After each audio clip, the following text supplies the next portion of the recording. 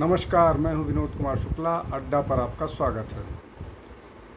राहुल गांधी एक बार फिर उम्मीदों पर खरे उतरे हैं जब उन्होंने एक सेल्फ गोल हिट किया है और ये कहा है कि वो सिस्टम का हिस्सा लंबे समय तक रहे हैं और ये जो सिस्टम है ये इसका झुकाव या इसका बायस जो है एक तरफ है। उस विशेष रूप से वो जो निचली जातियां हैं समाज की, उनको उनके साथ पक्षपात करती है।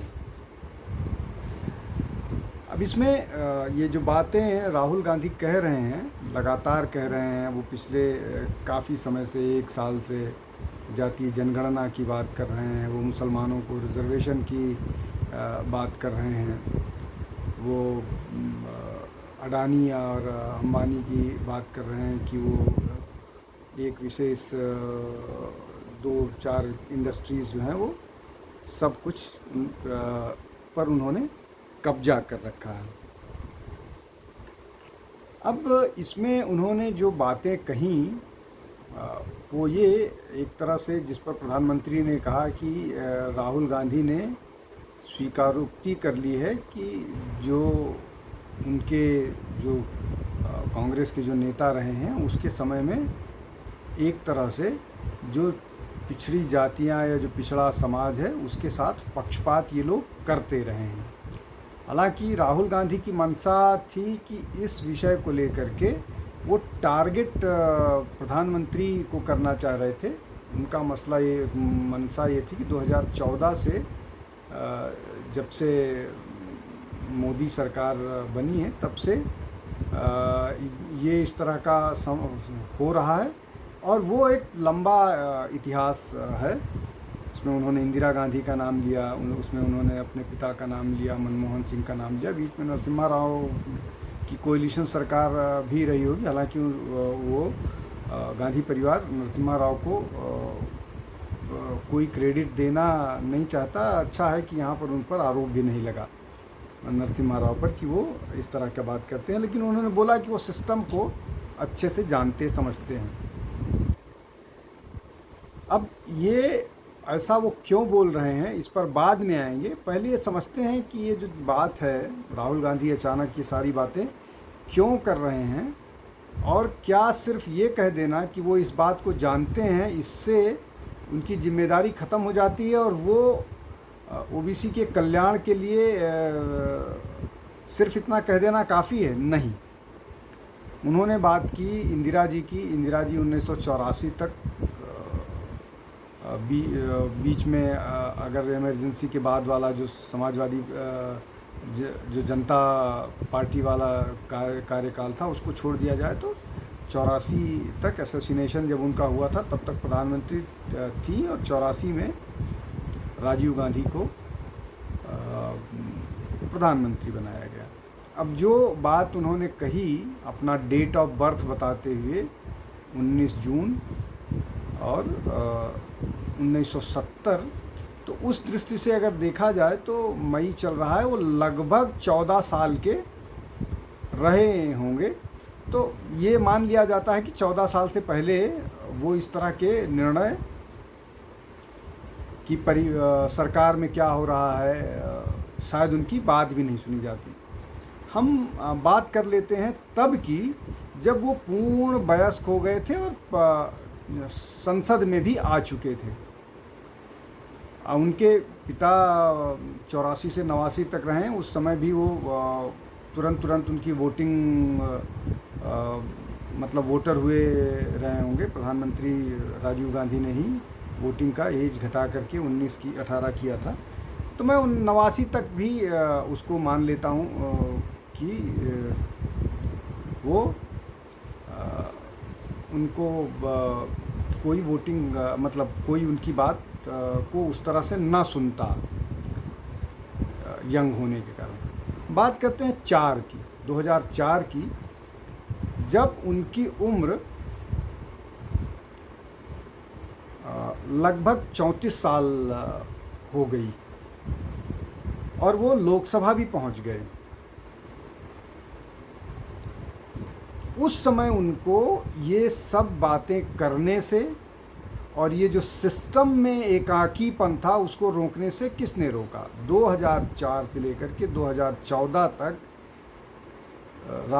राहुल गांधी की माँ Sonia Gandhi super prime minister के तौर पर काम कर रही थी।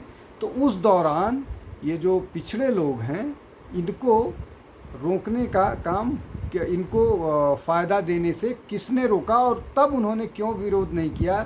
क्या ये समझ उनकी जो 34 से 44 साल की उम्र तक विकसित नहीं हो पाई थी? अब इसमें 2-3 और चीज़ें हैं। इंदिरा गांधी ने जातिवाद का विरोध किया था कि जाति के नाम पर वोट नहीं पड़ने चाहिए, और वो हर रैलियों में बोलती थी। वो बोलती थी कि ये भारत के लिए अभिशाप है। राजीव गांधी ने मंडल कमीशन का पार्लियामेंट में विरोध किया था, बोला ये नहीं होना, लागू होना चाहिए, ये अंग्रेज़ों की तरह से डिविसिव पॉलिटिक्स है, ये भारत को तोड़ने की योजना का हिस्सा है। काका कालेलकर कमीशन को नहीं लागू होने दिया कांग्रेस ने। अब ऐसा भी नहीं है कि राहुल गांधी ने कुछ चीज़ों का विरोध नहीं किया। कैबिनेट के द्वारा पास किया गया एक मसला जिसको प्रेस क्लब ऑफ इंडिया में जा कर के, जिसके उस प्रोविजंस को राहुल गांधी ने फाड़ते हुए बोला था कि इस तरह के प्रोविजंस को फाड़ दिया जाना चाहिए, और ये किया। तो ऐसा नहीं है कि राहुल गांधी नहीं करते थे, लेकिन उस समय उनकी चेतना क्यों जागृत नहीं हुई कि वो इस तरह की चीज़ों का विरोध कर पाते। अब अचानक उनको ये सारी चीज़ें क्यों सूझी और ये क्यों इस तरह की बात कर रहे हैं?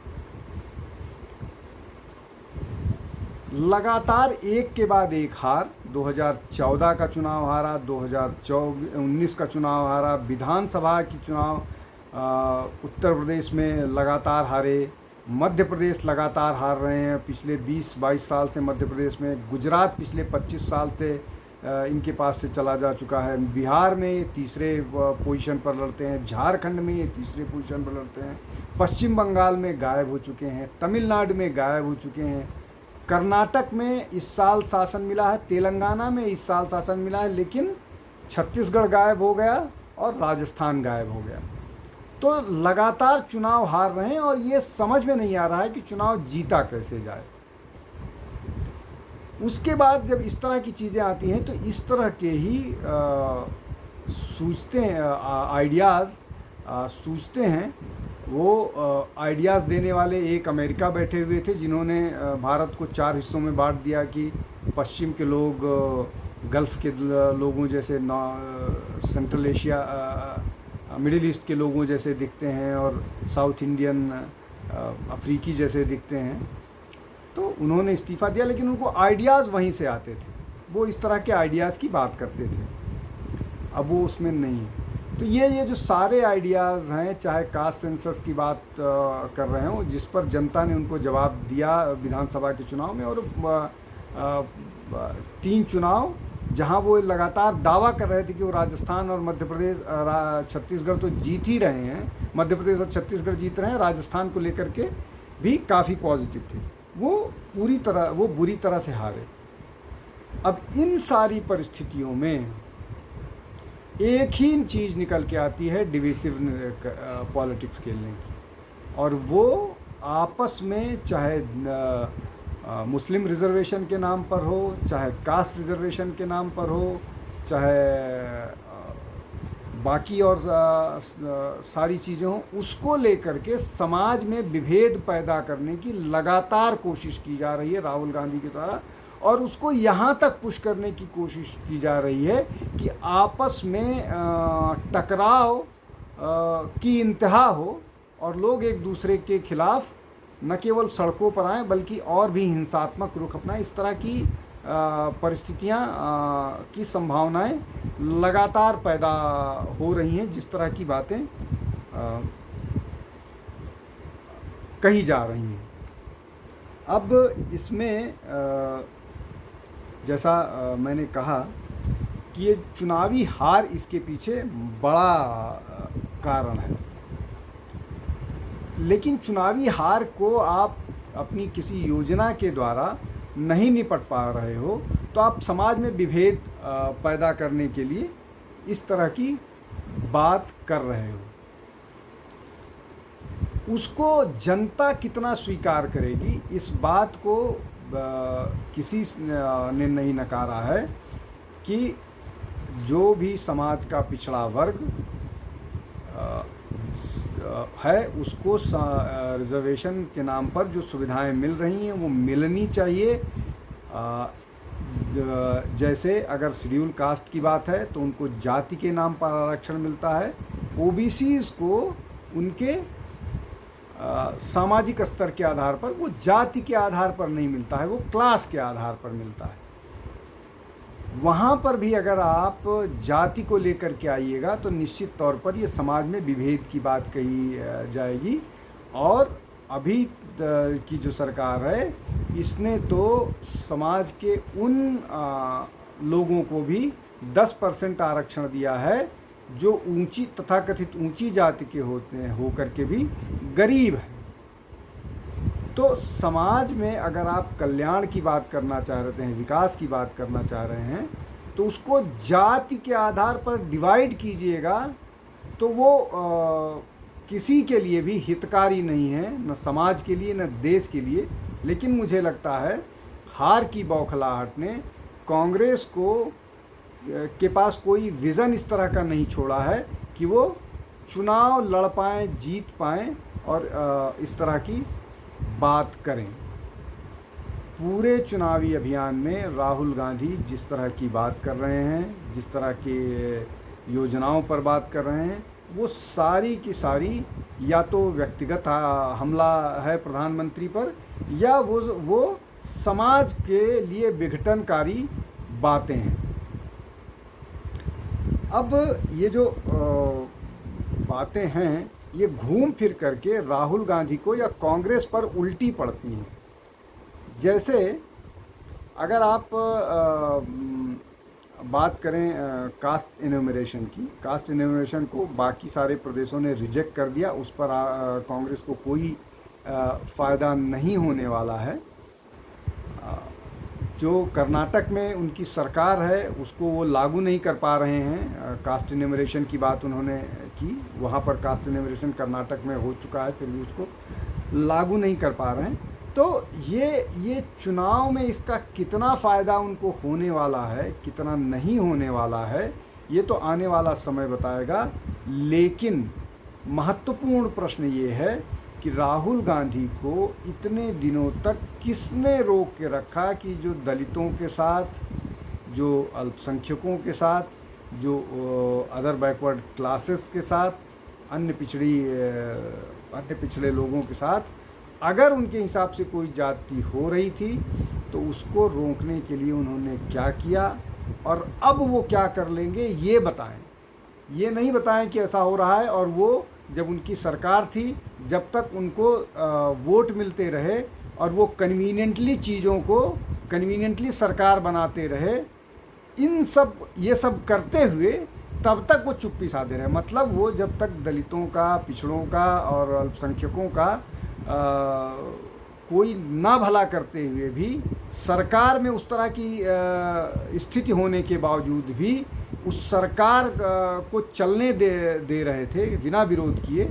जब तक ये संभव होता रहा, जब तक उनकी सरकार बनती रही, तब तक उन्होंने चुप्पी साध के रखी। अब जब वो सरकार से केंद्र में 10 साल से बाहर हैं, प्रदेशों में बहुत सारी जगहों पर वो 25 साल से बाहर हैं, तो क्या विघटनकारी एजेंडा ही सरकार को कांग्रेस को सरकार में वापस ला सकता है? ये एक बहुत बड़ा प्रश्न है जो लगातार चर्चा हो रही है, सब तरफ चर्चा हो रही है।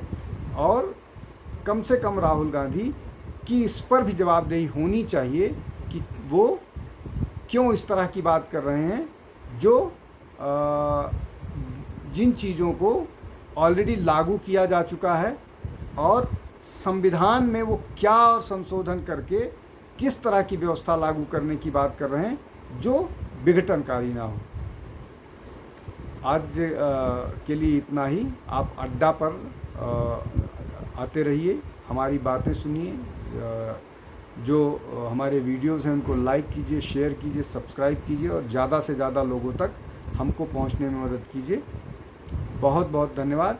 कल फिर किसी वीडियो के साथ हाजिर होऊंगा। नमस्कार।